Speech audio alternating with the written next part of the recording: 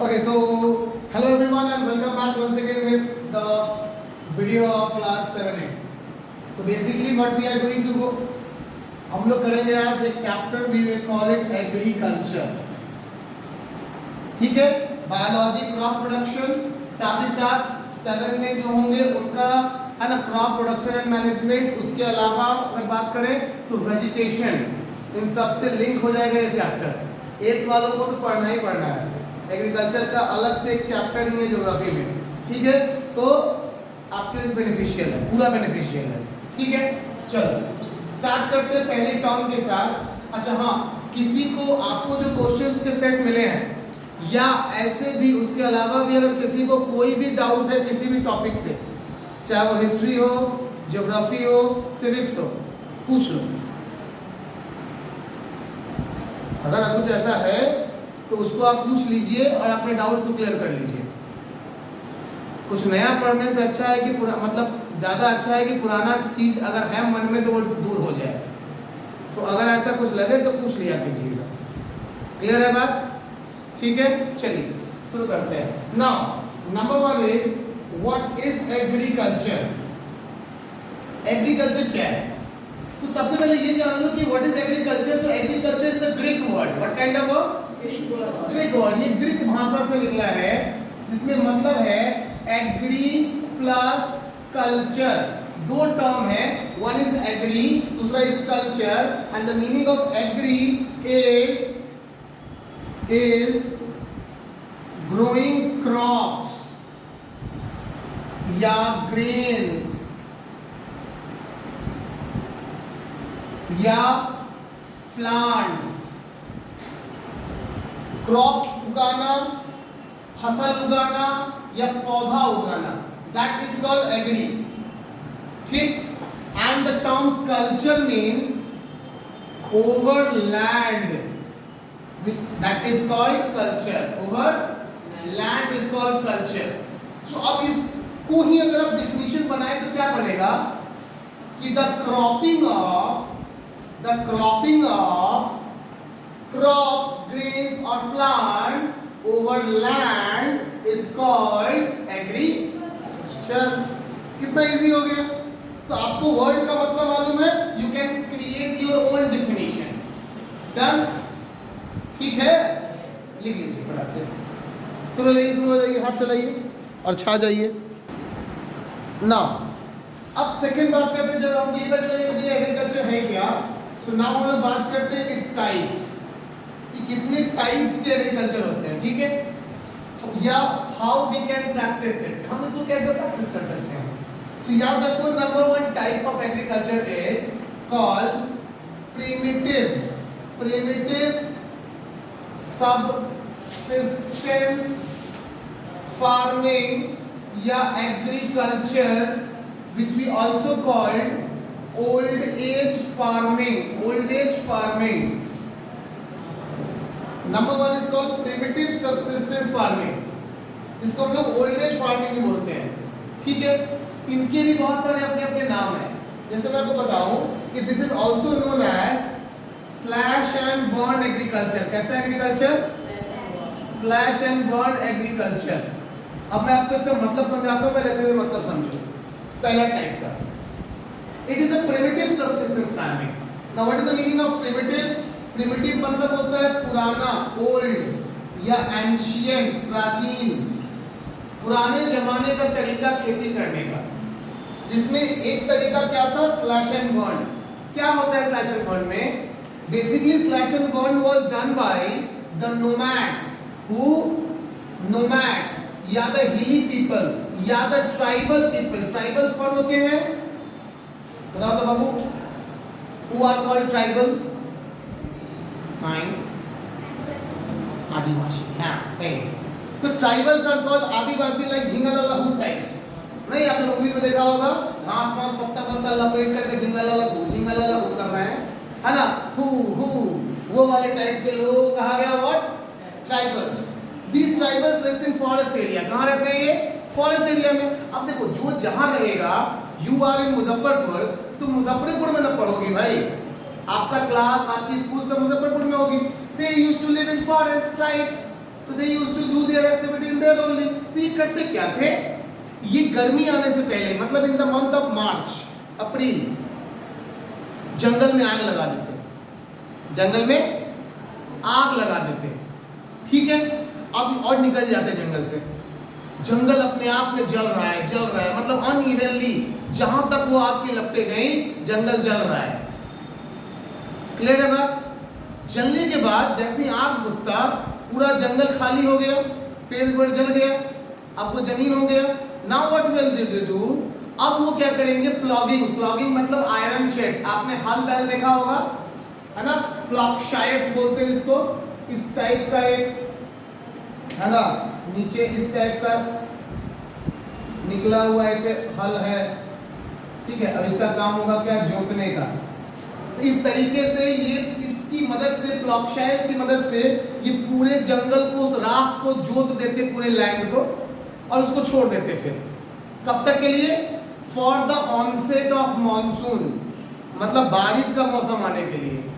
जैसे बारिश का मौसम आता है पूरे जंगल में पानी पानी हो गया, और पानी पानी हो जाने की वजह से अब क्या है, they can easily, that land is now easily available for farming. तो क्योंकि जमीन खाली हो गई तो जगह बन गया, जो राख था पेड़ का वो राख खाद बन गया, फर्टिलाइजर, और पानी के होने से इरिगेशन यानी कि अवेलेबिलिटी ऑफ वाटर हो गई। अब उसने बीज डाला, खेती करने लगा, ठीक है। तो this is what we call slash and burn agriculture, कि जंगल जला के खेती करने को बोलेंगे slash and burn agriculture.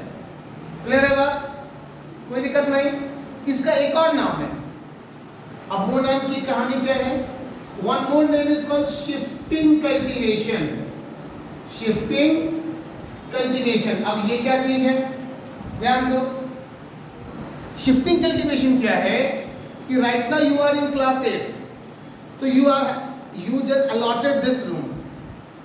Next year from class 8 when you go to class 9 you will shift from this room to that room, and when you reach to class 10th you will shift to that bigger room, that room, third room. So आपके समय के अनुसार आप shift हो गए। Clear है? Shifting का मतलब तो समझ गए कि changing place. What is the meaning of shifting? Shifting means changing of place, जगह को के बदलने को क्या कहेंगे, शिफ्टिंग। लेकिन सवाल है कि शिफ्टिंग क्यों करना, शिफ्टिंग क्यों करना, शिफ्टिंग क्यों करना, शिफ्ट क्यों करेंगे, बताइए भाई साहब, शिफ्ट क्यों करेंगे आप इस रूम से उस रूम में क्यों जाएंगे?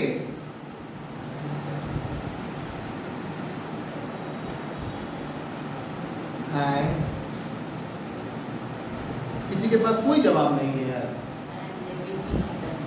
हाँ बोलो। नहीं, अवेलेबिलिटी खत्म होगा नहीं होगा तो अलग बात है, यूटिलाइजेशन खत्म हो जाएगा। क्या खत्म हो जाएगा, समझ में आया कुछ? क्या मतलब हुआ बाबू, बोलो, खड़ी हो जाओ, क्या नाम है? हाँ जोर से बोलो। अच्छा बताइए, यूटिलाइजेशन क्यों खत्म हो जाएगा इस रूम का, बोलो। किस क्लास में हो अभी आप? इसमें से उसमें जब जाओगे तो इस रूम को क्यों छोड़ के गए, क्यों खत्म हो गया यूटिलाइजेशन? क्योंकि भैया आपका 8th क्लास बीत गया यार। इतना छोटा सा चीज को बोलने के लिए इतना आईक्यू लगाना पड़ेगा। आपकी 8th क्लास खत्म हो गई तो अब आपको इस क्लास की जरूरत है क्या? फिर फेल हो जाओ, इसी में पढ़ हो हैं। Shift, coaching shift, coaching shifting मतलब कोचिंग छोड़ना। कोचिंग छोड़ने की जरूरत क्यों पड़ेगी, कोचिंग छोड़ने की जरूरत क्यों पड़ेगी? यूटिलाइजेशन खत्म हो जाए। अगर आपको लगे कि नहीं, जो हमारी नीड है, एजुकेशनल नीड, जो हमारी जरूरत है पढ़ाई की, वो यहाँ इस कोचिंग से पूरा नहीं हो रहा है, कोचिंग छोड़ के जाइएगा, यही पढ़ रहिएगा। जाइएगा ना छोड़ के जी। हमसे जीवन बीमा तो नहीं लिखवाए हुए हो कि सर मरते दम तक आखिरी सांस तक आप ही के साथ रहेंगे, हैं? ऐसा नहीं ना है। अगर जो आपकी नीड है, रिक्वायरमेंट है पढ़ाई की, अगर हम फुलफिल कर रहे हैं तो आप यहाँ जमे रहेंगे। अगर हमसे नहीं हो पा रही है आपके डाउट्स, आपके प्रॉब्लम्स, तो आप छोड़ देंगे कोचिंग। यही काम खेती में भी हो रहा है। इस खेती का प्रॉब्लम क्या था कि हर 5-6 साल पे वो लैंड अपने आप अपनी फर्टिलिटी खो देता, वो जमीन अपनी फर्टिलिटी खो देता।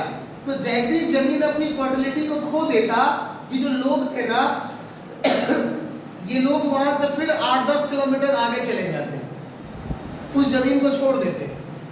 अब फिर 10 किलोमीटर जाके फिर जंगल जलाएंगे, फिर जमीन खाली करेंगे, फिर उसमें खेती करना शुरू करेंगे। वैसे ही फिर अगले 5-6 साल के बाद जब वो जमीन भी अपनी फर्टिलिटी खो देगा, फिर और आगे बढ़ जाएंगे, और ऐसे करते करते 20 साल 25 साल में वापस फिर वहां आएंगे।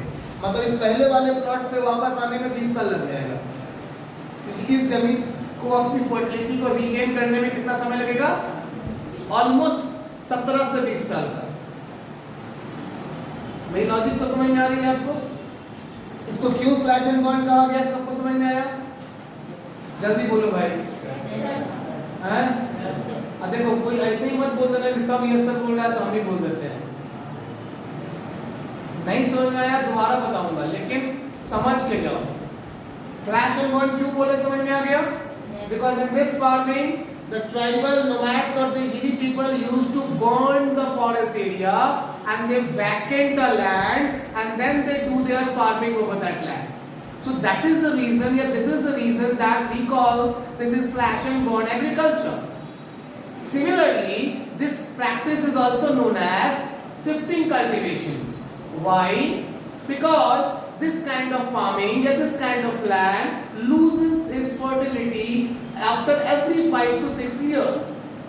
So basically they lose its fertility in 5 to 6 years. So they need to shift for the other land. Clear? 10 तक यहाँ पढ़ लिए।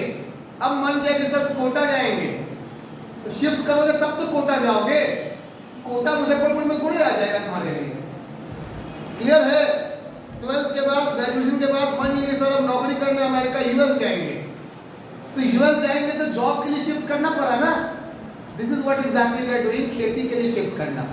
क्लियर है बात? अब क्लियर है? आगे बढ़े, चलिए। The second type of farming is called subsistence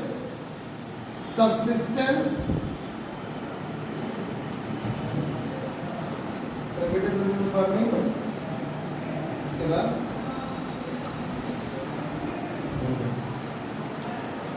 है सोचने दो। ओके, सो नाम याद आ गया है ना, भारी और कायनात, आप सबकी मदद से नाम याद आ गया है। आजकल याददाश्त कमजोर हो गया, पता है? हो गया ना, याददाश्त कमजोर हो गया। 3 दिन पहले की बात है, एक आदमी पूछा कि आपका नाम, हम बोले मेरा नाम, अब कुछ तो है, भूल रहा है क्या है। फिर जब याद किए तो याद आएगा, अच्छा मेरा नाम फॉर्म।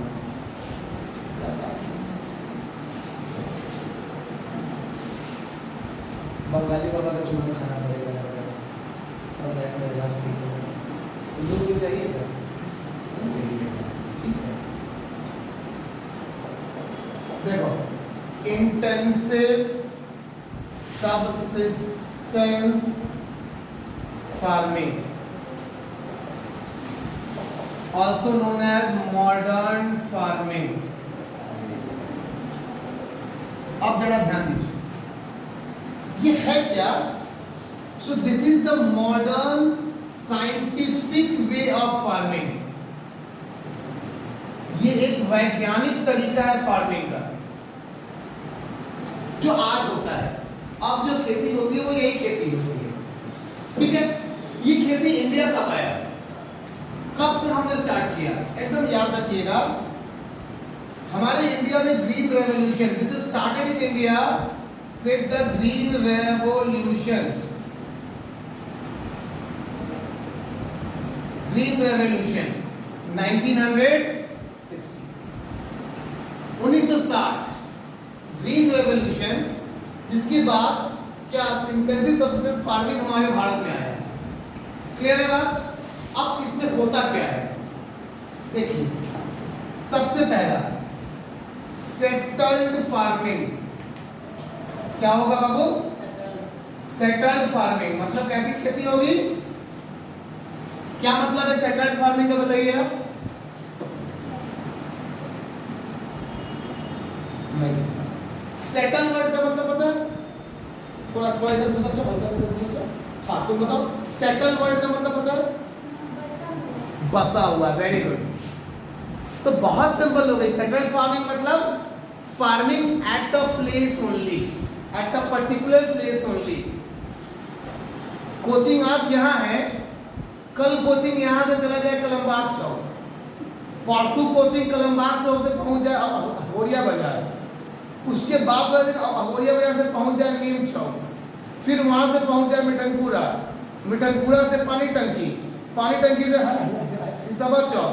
आप कहिएगा सर कोचिंग चला रहे हैं कि पूरा मुजफ्फरपुर घुमा रहे हैं, आज यहाँ बुला रहे हैं कल वहाँ बुला रहे हैं, क्या कोचिंग चल पाएगी? क्या आप लोग सही से हर दिन आ पाएंगे क्या? नहीं ना।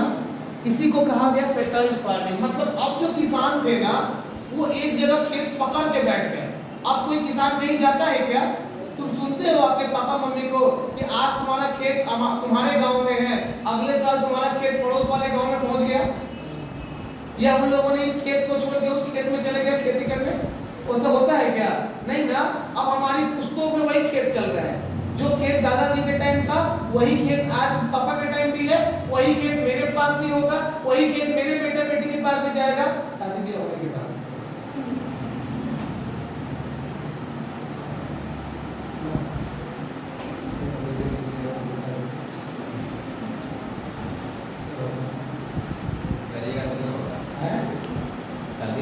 होगा तब ना करेंगे।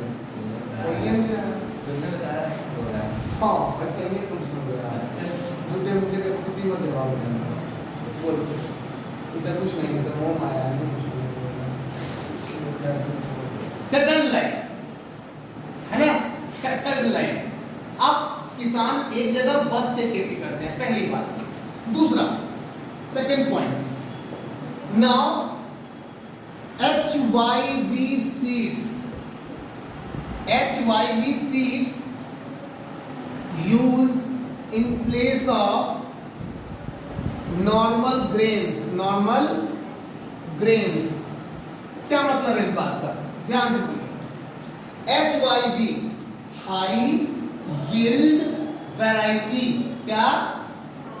हाई यील्ड, YEILD, YIELD, और ये हो गया variety, high yield variety seeds, मतलब ऊंचा पैदावार करवाने वाला बीज। कैसा बीज? ऊंचा पैदावार। ये बीज कहाँ तैयार होता है? फैक्ट्री में, by the help of chemicals. किसकी मदद से? केमिकल्स की मदद से। तो केमिकल्स की मदद से ये बीज फैक्ट्री में तैयार होते हैं। कहाँ तैयार होते हैं? फैक्ट्रीज में तैयार होते हैं। तो इनको कहा गया HYV, यानी कि high yield variety seed. Clear है बात? ये पहले क्या था?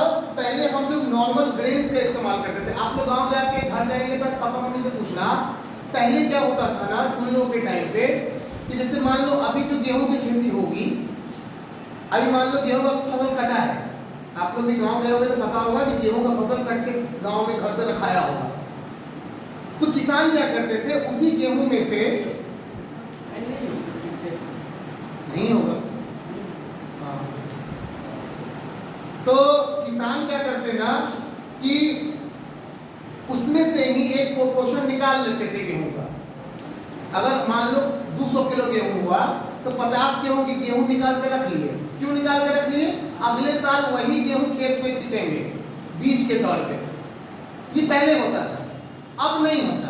अब क्या होता है, सारा गेहूं इस्तेमाल कर जाते हैं, क्योंकि नया खरीद के लाएंगे दुकान से बीज, और ये ज्यादा पैदावार कराएगा। ठीक है। Third, chemical fertilisers. कैसा फर्टिलाइजर? केमिकल फर्टिलाइजर, जिसमें दो सबसे इंपॉर्टेंट है, urea and potash. Urea and potash. गांव जाओगे या मम्मी पापा से पूछना, वो ये भी बताएंगे। पहले क्या था, पहले लोग खाद डालते थे, राख, गोबर। नहीं, अब गाय होगी, गाय जितना गोबर देगी उतने ना गोबर जमा होगा जी। अब गाय को थोड़े बोलोगे बाबू दिन भर डैश करते रहो क्या?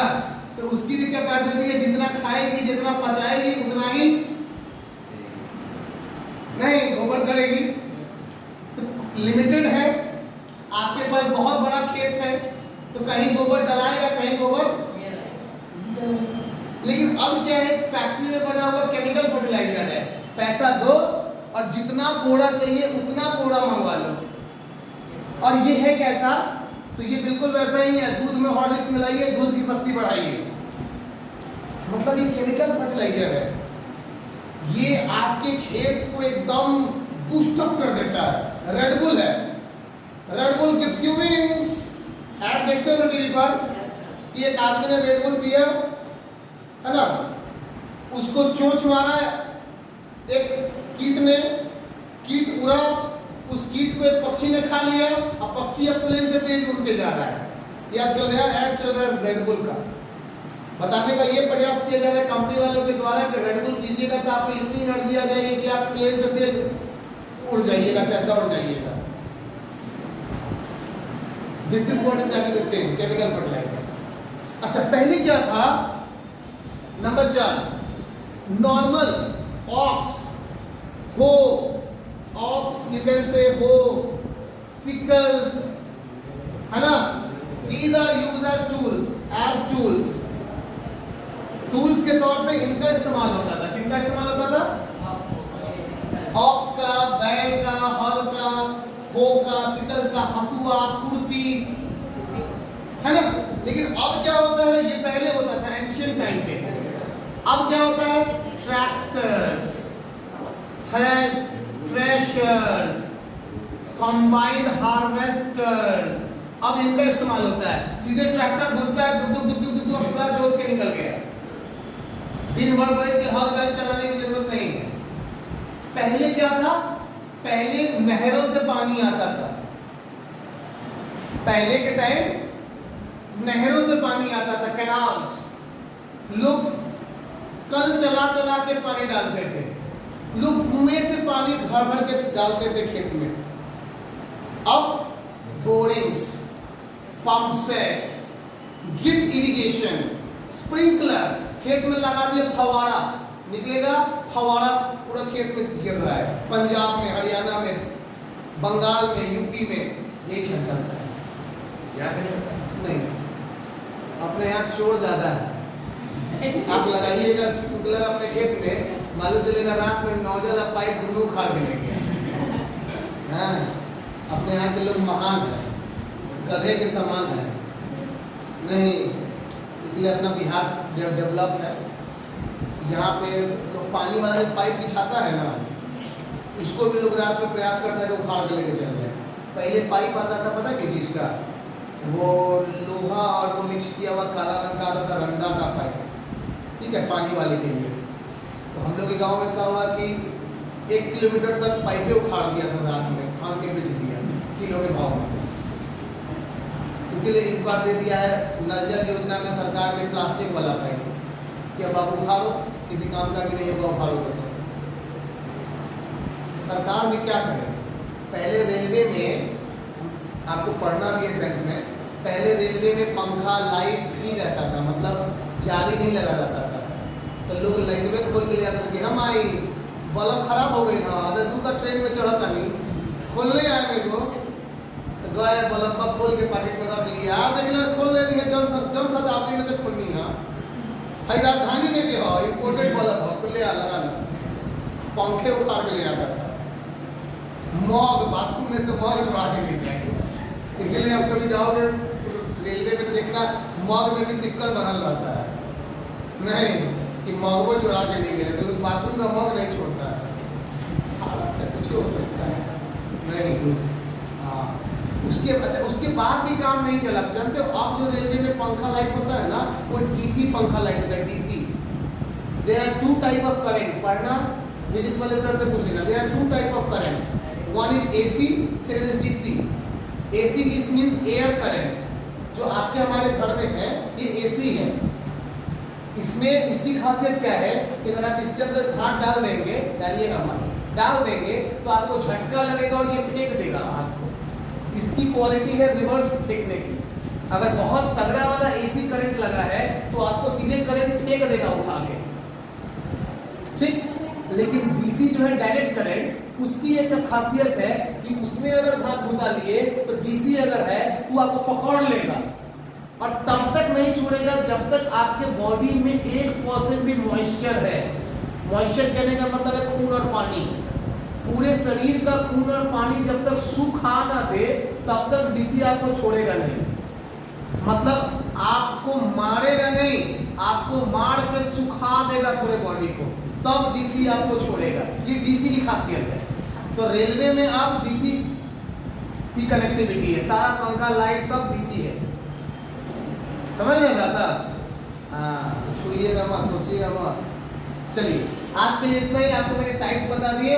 अगले दिन जब मिलेंगे तो फार्मिंग के कौन कौन से क्रॉपिंग सीजन्स हैं, फसल कब कब होती है, कौन कौन सी होती है वो बता दूंगा। चैप्टर ऑलमोस्ट खत्म हो जाएगा अगले दिन आपका ये टॉपिक पूरा। घर जाकर रीड कर लेना अच्छे से। 8th वालों को चैप्टर नंबर ये 3 मिलेगा शायद। चलिए ज्योग्राफी का। Till then take care, good day, bye bye. 3 या 4th चैप्टर है ज्योग्राफी का।